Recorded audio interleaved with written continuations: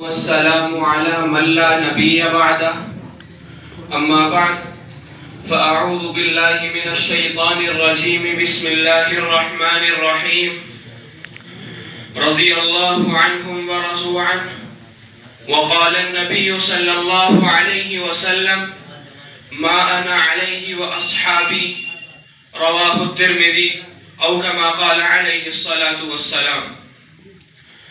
انتہائی واجب الاحترام مسلک حق سے تعلق رکھنے والے غیرت مند غیور دوستوں، آج میری گفتگو صحابہ اکرام کے حوالے سے ہے۔ میں آپ کے سامنے صحابہ اکرام کے حوالے سے دو باتیں عرض کروں گا۔ نمبر ایک، صحابی کسے کہتے ہیں؟ نمبر دو، صحابہ اکرام کے بارے میں اہل سنت کے نظریات کیا ہیں؟ صحابی کسے کہتے ہیں؟ نزہۃ النظر شرح نخبۃ الفکر میں علامہ ابن حجر عسقلانی علیہ الرحمہ فرماتے ہیں جو اللہ کے نبی سے ایمان کی حالت میں ملاقات کرے اور ایمان کی حالت میں دنیا سے چلا جائے اسے صحابی کہتے ہیں۔ علامہ صاحب نے بڑی جامع تعریف کی۔ اب یہاں پر نہ کلام کی بات ہے، نہ سماع کی بات ہے، نہ بصر کی بات ہے۔ اگر کوئی صحابی نبی کے کلام کو سن نہیں سکتا اس کی صحابیت میں فرق نہیں آئے گا۔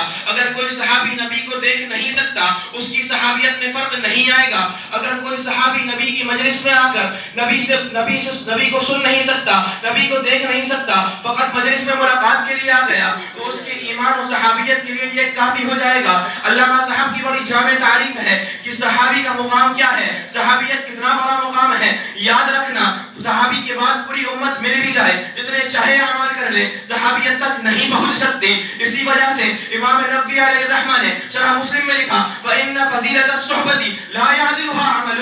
تم جتنی چاہے عبادتیں کر لو، تم جتنی چاہے سجدے کر لو، تم صحابی تک نہیں پہنچ سکتے۔ صحابی کی وہ صحبت جو اس کو نبی سے ملی، تم اس صحبت تک نہیں پہنچ سکتے۔ صحابہ اکرام کے بارے میں ہمارے نظریات کیا ہیں؟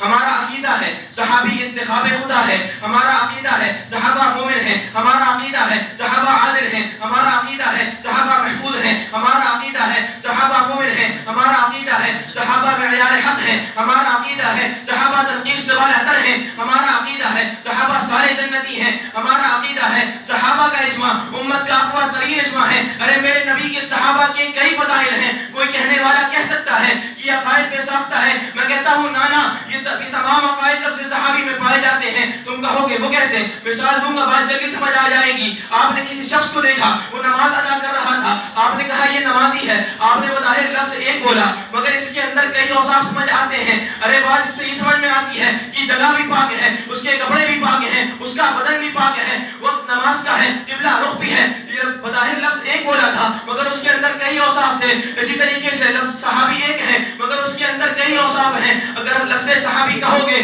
تو اس سے، اگر لفظ صحابی کہو گے تو یہ عادل بھی ہے، اگر لفظ صحابی بولو گے تو اس سے یہ حجت بھی ہے، اگر لفظ صحابی کہو گے تو یہ تنقید سے بالاتر بھی ہے۔ یہ تمام عقائد اس لفظ کے اندر پائے جاتے ہیں۔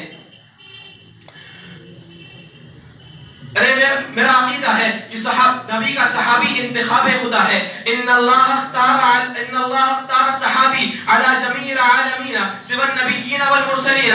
میرا عقیدہ ہے ارے سارے صحابہ مومن ہیں۔ مومن ہونے کا مطلب ہے کہ ہم اور آپ کلمہ پڑھے تو فقط مومن بنتے ہیں، اگر صحابی کلمہ پڑھے تو فقط مومن نہیں، ایمان کا معیار بنتا ہے۔ آپ کو علم ہونا چاہیے کہ کشف اسرار جو فارسی زبان میں موجود ہے اس میں یہ اشیاء، یہ صحابی رسول خصوصاً خلفائے ثلاثہ کے بارے میں ایسے سب و شتم اور جرح و تنقید کے وہ الفاظ لائے ہیں جو سب سے بڑے ظالم و مضر، فاسق و فاجر، سب سے بدکار اور سب سے لعنتی جماعت کے لیے آ سکتے ہیں۔ یہ کوئی خفیہ ہدایت یا کوئی پرائیویٹ بات نہیں ہے بلکہ ان کی شائع کردہ رسالے میں موجود ہے۔ ارے اس بارے میں میرا عقیدہ ہے کہ سارے صحابہ حجت ہیں، سارے صحابہ عادل ہیں، سارے صحابہ تنقید سے بالاتر ہیں۔ تنقید سے بالاتر ہونے کی حضرت گمن بڑی پیاری وجہ بیان فرماتے ہیں کہ تنقید دو وجہ سے ہوتی ہے۔ نمبر ایک، تنقید عقیدے پر ہوتی ہے، نمبر دو، تنقید اعمال پر ہوتی ہے۔ صحابہ کے عقیدے پر تنقید ہو نہیں سکتی کیونکہ صحابہ کا عقیدہ معیار ہے، معیار پر تنقید نہیں کی جا سکتی۔ صحابہ کے عمل پر بھی تنقید نہیں ہو سکتی۔ ارے صحابی پر ہی تنقید نہیں بنتی کیونکہ صحابی بنا صحبت سے ہے تو اس کے عمل پر بھی تنقید نہیں کی جا سکتی۔ اسی وجہ سے یہ سب و شتم کے، جرح و تنقید کے اور اسی طریقے کے جتنے بھی الفاظ یہ صحابیت کے بارے میں لائے جاتے ہیں یہ حرام ہیں۔ وآخر دعوانا الحمدللہ رب العالمین۔